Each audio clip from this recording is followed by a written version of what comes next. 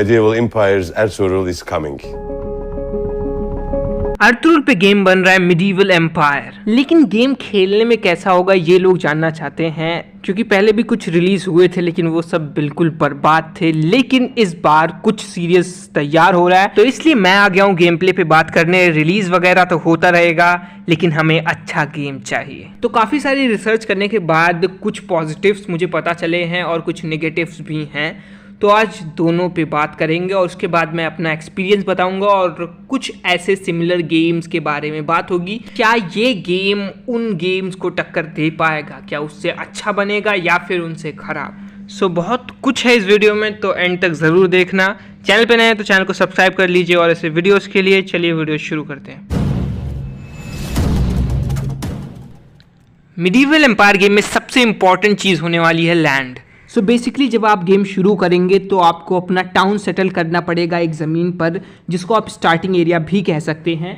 तो सारे प्लेयर्स को एक स्टार्टिंग एरिया दिया जाएगा ताकि आप गेम शुरू कर सकें, लेकिन इस स्टार्टिंग एरिया पर प्रोग्रेस लिमिटेड रहेगा। इसका मतलब ये है कि आप प्रोग्रेस करते जाएंगे, अपने यूनिट्स हीरोज को अपग्रेड करते रहेंगे, लेकिन एक सर्टेन लेवल के बाद आप आगे नहीं बढ़ पाएंगे क्योंकि स्टार्टिंग एरिया अब आपको और आगे नहीं ले जा सकता। तो इसका मतलब गेम खत्म नहीं, अभी तो गेम बस शुरू हुआ है, क्योंकि इसके बाद सबसे इंपॉर्टेंट चीज़ होगी जिसको लैंड सेल कहते हैं। इसका मतलब ये कि आपको ज़मीन खरीदनी पड़ेगी अगर आपको और प्रोग्रेस करना है, और गेम के पैसों की नहीं, रियलिटी के पैसों की। वैसे मैं आपको बता दूं कि 14 सितंबर को लैंड सेल है, तो अगर आप चाहें तो उसमें पार्टिसिपेट कर सकते हैं और ज़मीन खरीद लें। लेकिन मेरे हिसाब से आपको पहले वीडियो देख लेना चाहिए और गेम कैसा है ये जान लें, तब उसके बाद कुछ असली पैसा लगाएं इस गेम में। वैसे ये गेम बिना पैसा लगाए भी खेला जा सकता है, जो मैं बताने जा रहा हूँ, लेकिन उससे पहले आपको वर्ल्ड मैप के बारे में जानना चाहिए। वर्ल्ड मैप में काफ़ी सारे प्रोविंसेस रहेंगे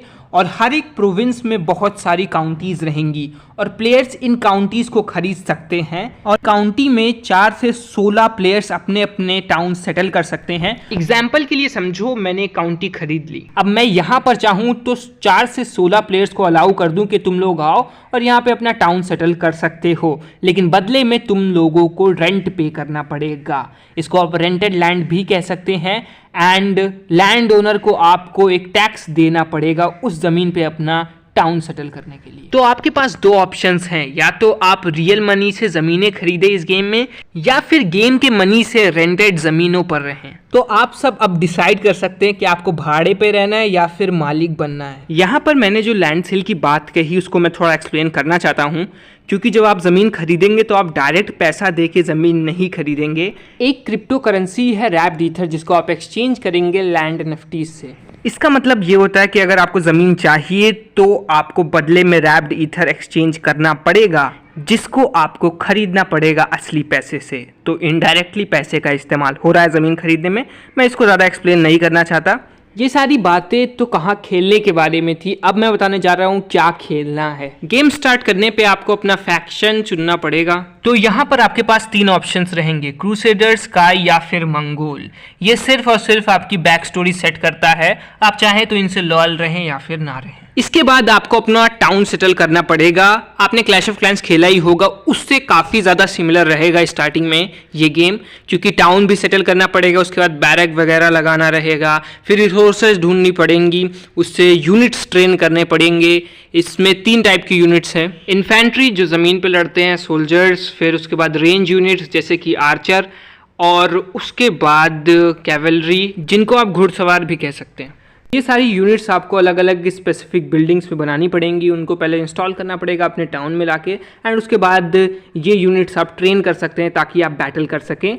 तो बैटल के लिए आपको आर्मी ट्रेन करनी पड़ेगी। आर्मी में यूनिट्स रहेंगी, हीरोज़ रहेंगे, एक से ज़्यादा हीरो रह सकते हैं, लेकिन एक हीरो आपका हेड रहेगा, मतलब उस आर्मी का कमांडर। इसके बाद आर्मी मार्च करेगी टारगेट की तरफ। टारगेट पे पहुंचने के बाद लड़ाई होगी, एंड लड़ाई में अगर आप जीत जाते हैं तो आपको रिवॉर्ड्स मिलेंगे।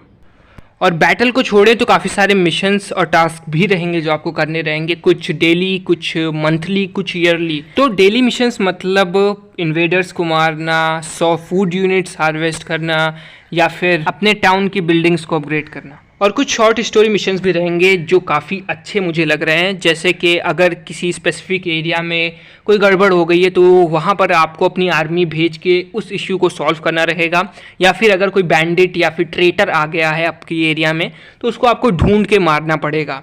तो ऐसे मिशंस में काफ़ी मज़ा आएगा। अब मैं गेम के सबसे बेस्ट फीचर्स बताने जा रहा हूं जो मुझे काफ़ी अच्छे लगते हैं एंड आपको भी अच्छे लगेंगे। तो इसमें आप अपना क्लैन बना सकते हैं जैसा कि COC में भी था, एंड इसमें काफ़ी सारे प्लेयर्स भी ऐड हो पाएंगे उस क्लैन में। लेकिन इसमें एक चीज़ अलग है कि प्रोविंशियल लैंड में आप बैटल्स कर सकते हैं, और वो भी असली प्लेयर्स के साथ। तो बहुत ही ज़बरदस्त इसमें मज़ा आएगा, क्योंकि आप उनकी ज़मीनों पे जाके हमला करेंगे एंड उनकी ज़मीन को कब्जा कर सकते हैं, कॉन्कर कर सकते हैं, उनकी ज़मीन पर आप खुद रह सकते हैं। तो ये ज़बरदस्त चीज़ होगी। बाकी गेमों में ऐसा नहीं होता था, वहाँ पे आप हमला करेंगे, उसके बाद डिस्ट्रॉय हो जाएगा विलेज, फिर आप लौट आएंगे लूट के। लेकिन यहाँ पर ऐसा नहीं होगा। आप हमला करेंगे, चाहे तो आप अपनी पूरी क्लैन के साथ हमला करें एक पार्टिकुलर प्रोविंस में, तो जो दूसरी तरफ के रहेंगे वो भी हो सकता है अपनी पूरी क्लैन के साथ डिफेंड करें। तो ऐसी बैटल्स में बहुत ज़्यादा मज़ा आएगा, और ये मुझे सबसे अच्छा फीचर लगा पूरे के पूरे गेम का। कुछ और फीचर्स जैसे कि आप ट्रेडिंग भी कर सकते हैं इस गेम में। जहाँ तक बात दूसरे गेमों से कंपैरिजन की है, तो अभी कुछ भी कहना बहुत ज़्यादा जल्दी हो जाएगा, क्योंकि अभी गेम के बारे में हम कुछ भी नहीं जानते। वैसे मेरे एक व्यूअर ने कमेंट किया था कि क्या ये गेम माउंटेन ब्लेड सेकंड जैसा होगा या फिर उससे बेटर होगा। तो यहाँ पर मैं एक चीज़ क्लियर करना चाहता हूँ कि माउंटेन ब्लेड सेकंड बहुत ही बड़ा गेम है एंड 31 GB का गेम है, एंड ये जो गेम आ रहा है मिडीवल एम्पायर, ये मीडियम रेंज PCs पे वर्क करेगा एंड मोबाइल के लिए भी रिलीज़ किया जाएगा। तो माउंटेन ब्लेड से कंपैरिजन नहीं है, क्योंकि वो एक 3 डायमेंशनल गेम है। ये कुछ COC टाइप का रहने वाला है। अब COC से कंपैरिजन कर लेते हैं।